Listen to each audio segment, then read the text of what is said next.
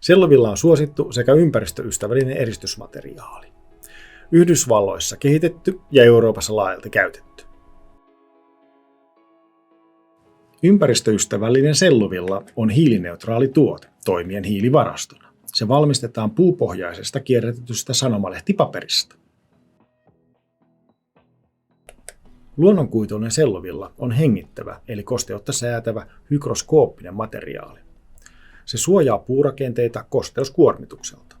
1 kilo selluvillaa pystyy käsittelemään 0,5 litrasta litraa vettä.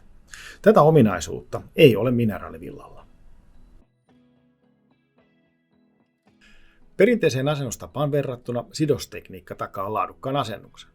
Lopputuloksena on painumaton, saumaton ja tuulenpitävä eristemassa. Näin ei tarvita tuulenohjaimia tai niiden korotuksia. Eli yksinkertaisesti sidostekniikka tekee hyvästä tuotteesta vieläkin paremman. Tuulikoe havainnollistaa hyvin perinteisen asennustavan ja sidostekniikalla asennetun selluvillan eron. Siinä missä perinteisellä tavalla asennettu selluvilla ensin pöllyää ja sitten siirtyy, niin sidostekniikalla asennettu pysyy huomattavasti paremmin paikallaan ilman pöllyämistä ja siirtymistä. Itse asiassa kestäen varsin kovaa puhallusta.